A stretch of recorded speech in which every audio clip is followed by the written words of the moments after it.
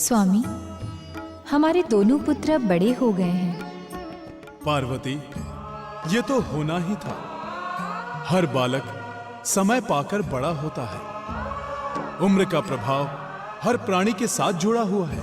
स्वामी, हमारे दोनों पुत्र विवाह योग्य हो गए हैं।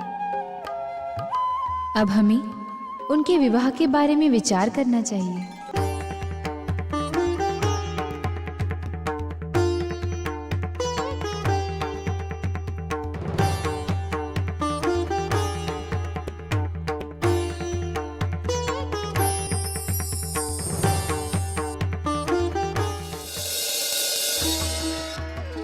प्रणाम। आज मैं ये क्या देख रहा हूं? सदा आत्म समाधि में लीन रहने वाले पिताश्री और कैलाश धाम की व्यवस्था में व्यस्त रहने वाली माताश्री में आज क्या चर्चा हो रही है?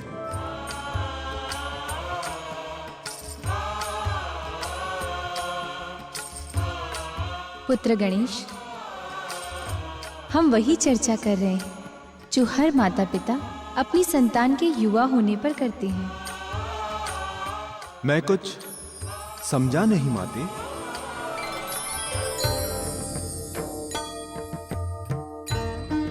वत्स गणेश, तुम्हारी माताश्री तुम दोनों भाइयों के विवाह की चिंता कर रही हैं। वो शीघ्र ही तुम्हारा और कार्तिकेय का विवाह कर देना चाहती हैं। हे माताश्री, हे पिताश्री, आप मेरी ओर से चिंता मत करिए। अर्थात? माते, जिस कारण से मेरे माता पिता चिंता में पड़े हैं, मैं वो कारण ही समाप्त कर देता हूं। पुत्र गणेश, ये तुम क्या कह रहे हो? पिताश्री, मैंने ये निर्णय कर लिया है कि मैं विवाह नहीं करूंगा। वैसे भी विवाह संसार बांधन की सबसे शक्तिशाली डोर है, जिससे बंधा हुआ मनुष्य आजीवन चैन की सांस नहीं ले सकता। पुत्र गणेश, तुम्हारा कथन भावुकता और अल्प ज्ञान पर आधारित है। तुम्हारे पिताश्री सहित ब्रह्मा जी और विष्णु जी तीनों जगत के आधार देव पत्नी सहित हैं। अर्थात नारी ही पुरुष की शक्ति होती है और शक्ति के बिना पुरुष अधूरा है। नारी के सहयोग से ही संसार यात्रा सरल और सहज हो पाती है। और फिर बिना विवाह के पितृऋण से मुक्त नहीं हुआ जा सकता। माते, आप कुछ भी कहें, मैंने दृढ़ निश्चय कर लिया है। मैं विवाह नहीं करूंगा।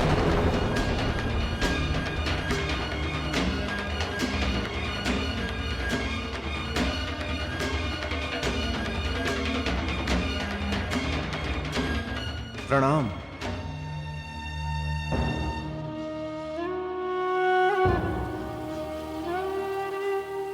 स्वामी, देखा आपने गणेश ने क्या कहा? मेरी तो समझ में नहीं आ रहा कि हमारे दोनों पुत्रों का घर कैसे बसेगा। प्रिय, धैर्य रखो। समय अपनी व्यवस्था स्वयं करता है। देख लेना, तुम्हारा पुत्र गणेश शीघ्र ही विवाह के लिए मान जाएगा।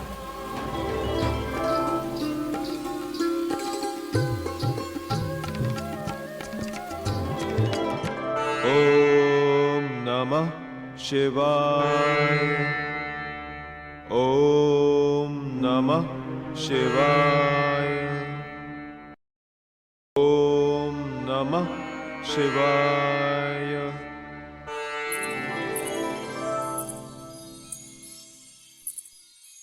ओम नमः शिवाय। ओम नमः शिवाय। ओम नमः शिवाय। ओम नमः शिवाय। ओम नमः शिवाय। ओम नमः शिवाय। ओम नमः शिवाय। ओम नमः शिवाय। ओम नमः शिवाय। ओम नमः शिवाय। ओम नमः शिवाय। ओम नमः शिवाय।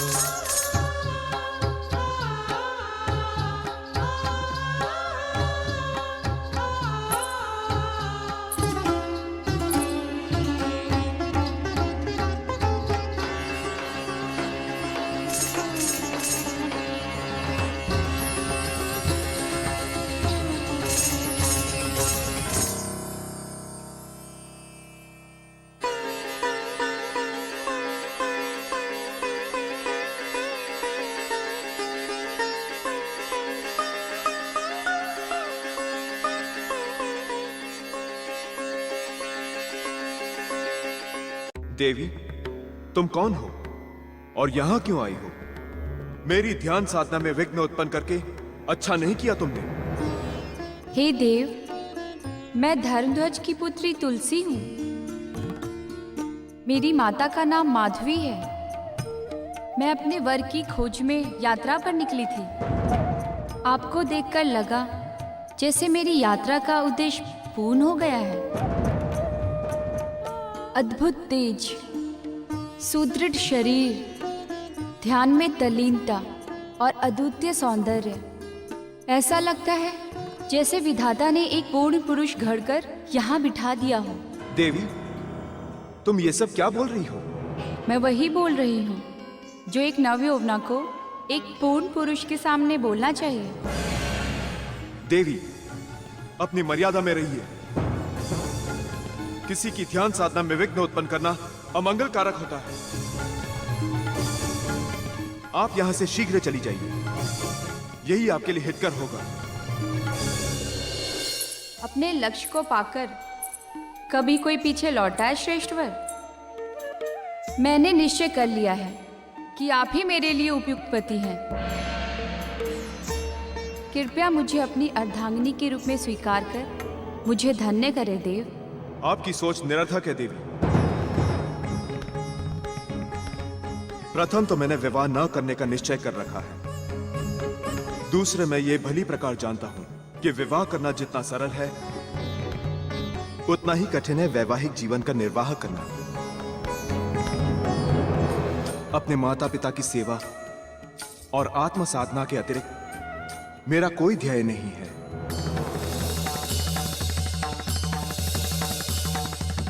आप यहां से चली जाइए और अपने लिए कोई अन्य वर ढूंढे। कैसे पुरुष हो तुम? एक नवयौवना के प्रस्ताव को स्वीकार करने का सहज प्राकृतिक धर्म ही नहीं जानते हो? एक आतुर नारी की मनोकामना को ठुकराकर तुमने प्रकृति विरुद्ध और धर्म विरुद्ध कार्य किया है।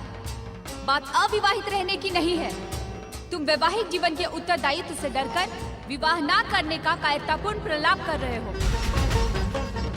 मेरी ये घोषणा है कि तुम्हें विवाह अवश्य करना पड़ेगा। और स्मरण रहे, मेरा यह वचन कभी मिथ्या नहीं होगा।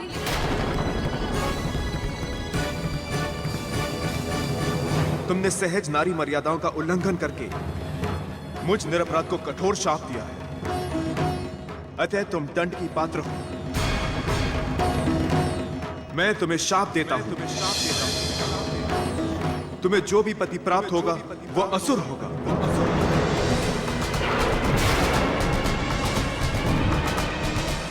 कालांतर में तुम्हें वृक्ष बनना पड़ेगा।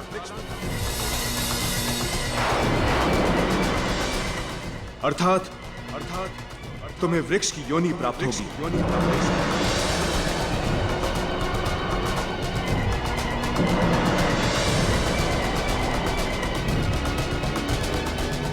हे देव, मुझसे अपराध हो गया है।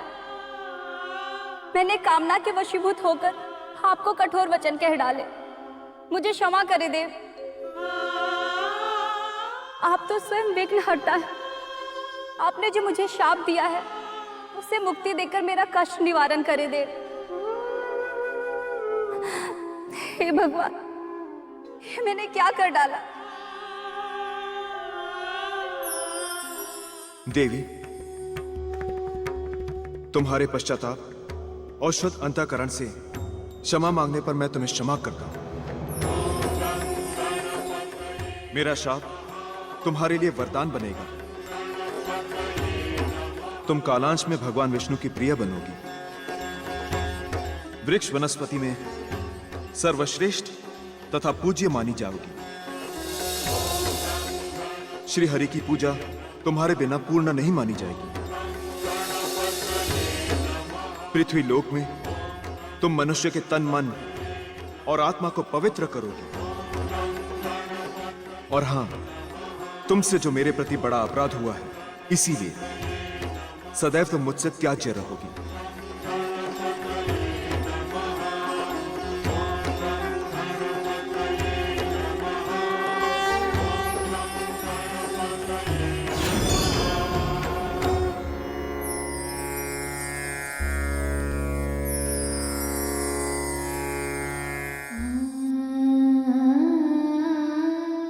स्वामी, हमारा पुत्र गणेश एक क्षण के लिए भी हमसे अलग नहीं होता था,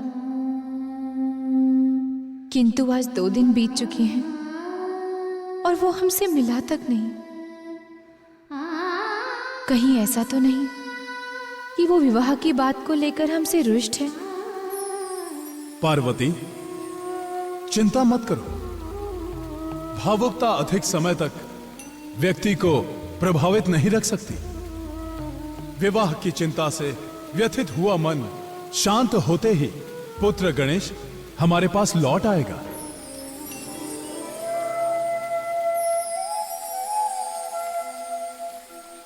हे पिताश्री, हे माताश्री, ऐसी क्या बात हो गई है भ्राताश्री से? कुछ मुझे भी तो बताइए।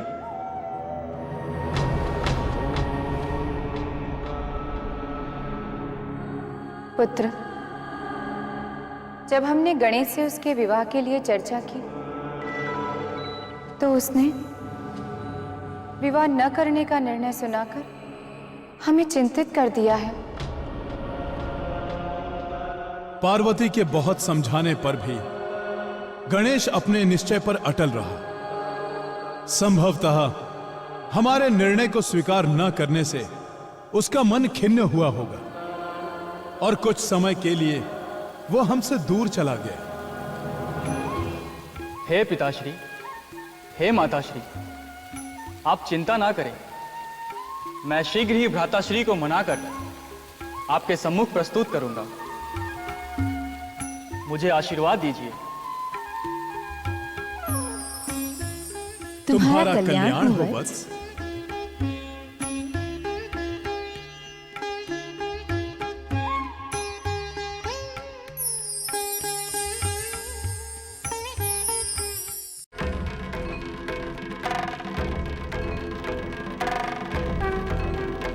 प्रणाम भ्राताश्री। आयुष्मान भव। भ्राताश्री, आज यहाँ चिंतन मुद्रा में आप अकेले कैसे बैठे हैं? आपकी अनुपस्थिति में माताश्री बहुत चिंता कर रही हैं। भ्राताश्री, कोई विशेष समस्या आ खड़ी हुई है जिसने आपको इतना चिंतित कर रखा है? भ्राता कार्तिकेय, मैं तुम्हें क्या बताऊं? तुम्हारे आने से पूर्व मेरे साथ एक विचित्र घटना घट गई। ऐसा क्या घटित हो गया भ्राताश्री?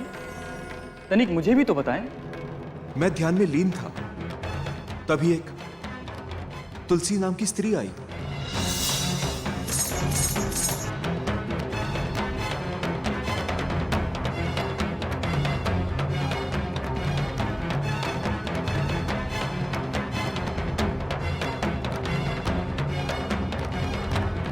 मेरी ये घोषणा है कि तुम्हें विवाह अवश्य करना पड़ेगा। और स्मरण रहे, मेरा यह वचन कभी मिथ्या नहीं होगा। भ्राताश्री, जो कुछ भी हुआ वो अच्छा नहीं हुआ। स्त्री और पुरुष के बीच प्रकृति ने अज्ञात किंतु विशिष्ट आकर्षण संबंध बना रखा है। यद्यपि कोई भी स्त्री स्वयं अपनी ओर से संबंध बनाने के लिए आगे नहीं आती, लेकिन यदि ऐसी स्थिति बन जाए तो नीति के अनुसार उस स्त्री की मनोकामना को पूर्ण करना ही पुरुष का नैतिक कर्तव्य बन जाता है। कार्तिकेय, तुम्हारा तात्पर्य यह है कि मैं तुलसी से विवाह कर लेता? भ्राताश्री, मैं विवाह के लिए नहीं कह रहा। मेरी दृष्टि में तुलसी के मन को जो आपने ठेस पहुंचाई है वो उचित नहीं है। तुम्हारा कथन उचित हो सकता है कार्तिकेय, किंतु तुलसी ने तो अपनी स्त्री मर्यादा का उल्लंघन ही कर दिया।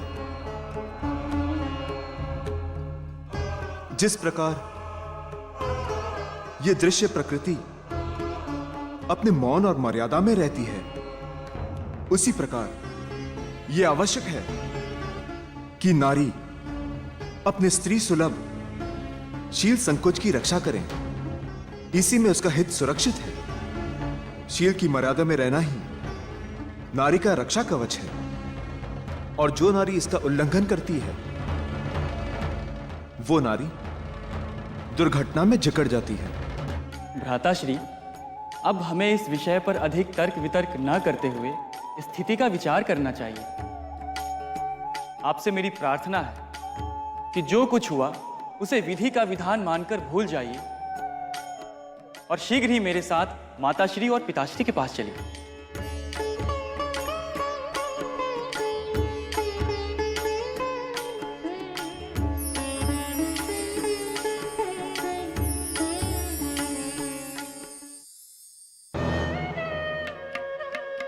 पुत्रों, तुम दोनों ही युवा हो गए हो। तुम्हारी माता तुम्हारे विवाह के लिए बड़ी व्याकुल है। कार्तिकेय, तुम्हारा क्या विचार है? पिताश्री, इसमें मेरे विचार की बात कहां से आ गई? आपको जैसा उचित लगे वैसा कीजिए। पुत्र गणेश, विवाह के बारे में तुम्हारा क्या निर्णय है? पिताश्री, मेरा निर्णय तो पहले ही हो चुका है। अर्थात? माते, मैं पहले ही कह चुका हूं कि मैं विवाह नहीं करूंगा। मैं आजीवन अविवाहित रहना चाहता हूं।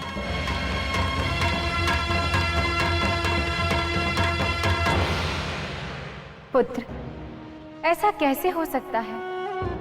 हर माता पिता अपनी संतान का घर बसा हुआ देखना चाहते हैं।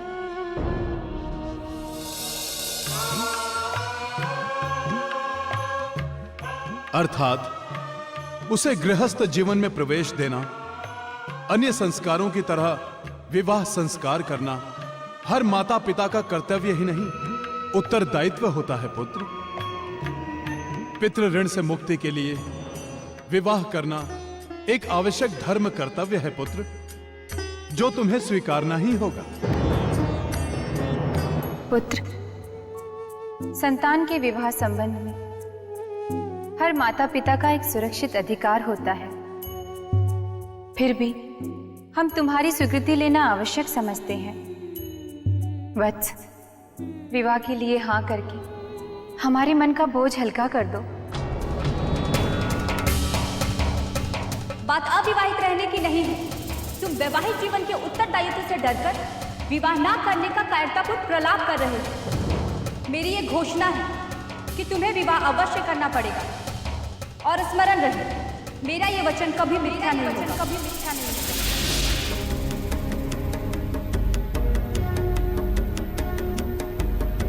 पुत्र, तुमने हमारे कथन का उत्तर नहीं दिया। पिताश्री, माताश्री, यद्यपि मेरा निर्णय अविवाहित रहने का है, किंतु आपकी भावना का अनादर मैं नहीं कर सकता। शास्त्रकारों का मत है कि माता पिता से बड़ा हितैषी संसार में और कोई नहीं है। आपके आदेश के समक्ष मेरा निर्णय कोई मूल्य नहीं रखता। जैसा आप उपयुक्त समझें वैसा करें। पुत्रों, तुम दोनों ने हमारी इच्छा का सम्मान करते हुए विवाह के लिए सहमति दी, इससे हम अति प्रसन्न हैं। हम दोनों शीघ्र ही तुम्हारे लिए सुंदर, सुशील और कुलीन वधुओं की खोज करेंगे।